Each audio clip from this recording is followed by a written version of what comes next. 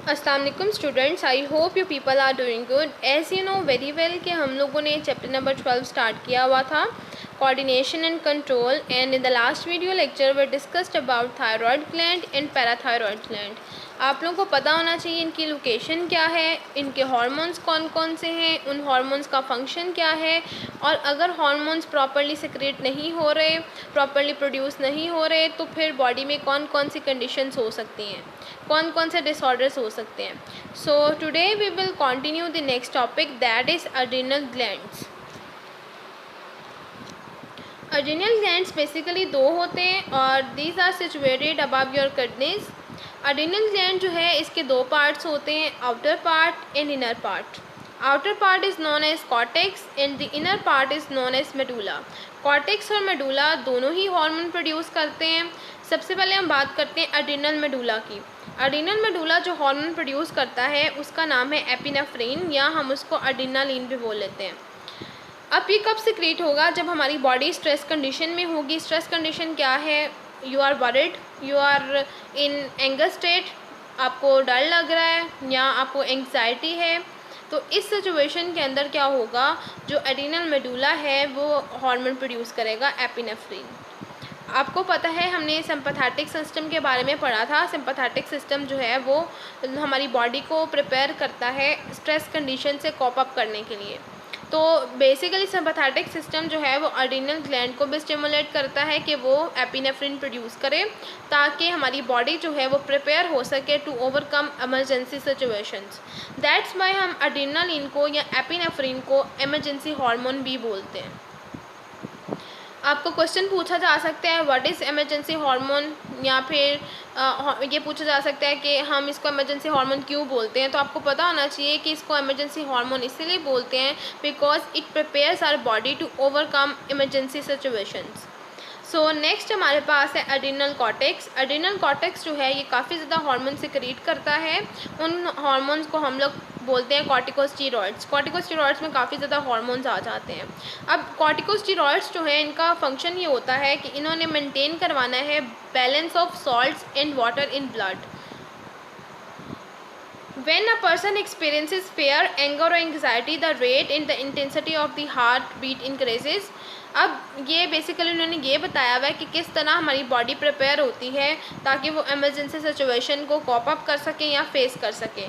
तो जब भी किसी बंदे को जो है वो फेयर, एंगर या एंग्जाइटी को एक्सपीरियंस करना पड़ता है, तो उस दौरान क्या होता है, उसकी हार्ट रेट इंक्रीज़ हो जाता है, उसका रेस्पिरेटरी रेट इंक्रीज़ हो जाता है, उसका ब्लड प्रेशर जो है वो इंक्रीज़ हो जाता है, उसका ब्लड फ्लो इंक्रीज़ हो जाता है टुवर्ड्स लिम्स। लिम्स में आपके लेग्स आ जाते हैं और आपके आर्म्स आ जाते हैं। इसके अलावा एलिमेंट्री कैनाल जो है आपका जीआईटी ट्रैक, उसके जो ब्लड फ्लो मिल रहा है, ब्लड उसको सप्लाई मिल रही है, वो रिड्यूस हो जाती है। आपकी स्किन को जो ब्लड सप्लाई है वो रिड्यूस हो जाती है। इन सब चेंजेस की वजह से हमारी बॉडी जो है वो इमरजेंसी सिचुएशन को कॉप अप करती है। आपने एक्सपीरियंस किया होगा, अगर आप कहीं जा रहे हैं, फॉर एग्ज़ाम्पल आपके पीछे कोई डॉग लग गया है, तो उस टाइम पर आप क्या करते हैं, आप भागना शुरू कर देते हैं।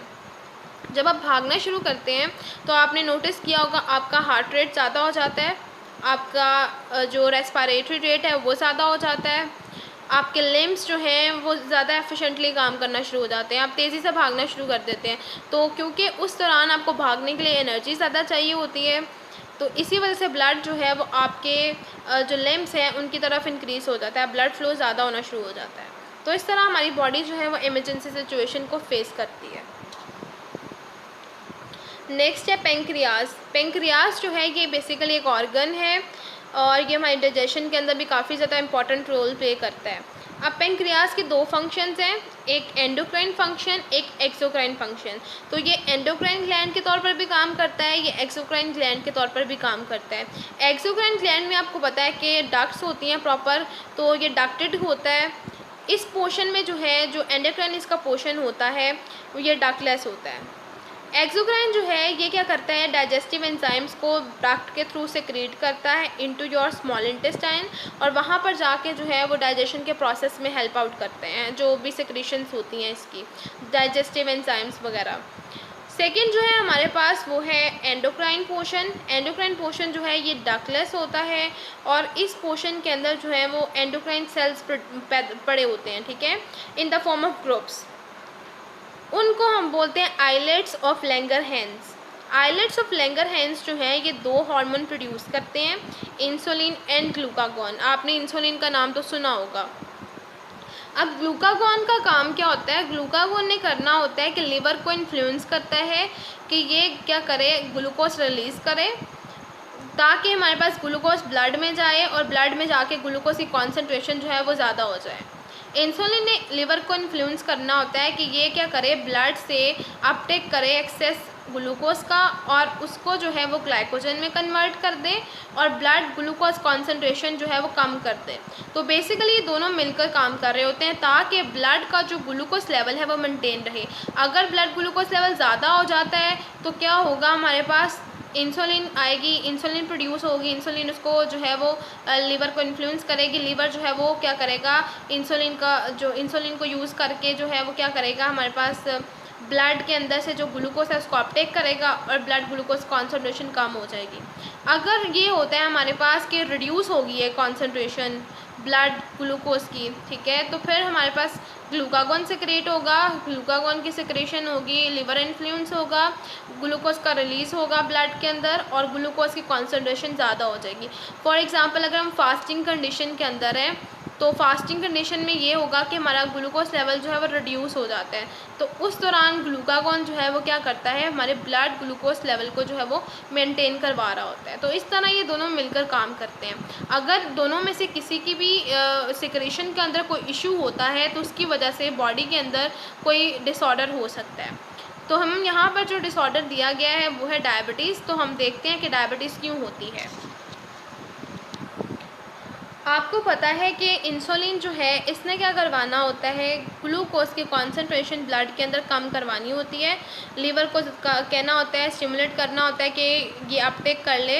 इंसुलिन ने ये करवाना होता है कि ब्लड ग्लूकोज लेवल जो है उसकी रिडक्शन करवानी होती है, फॉल करवाना होता है, और ग्लूकागॉन ने राइज करवाना होता है।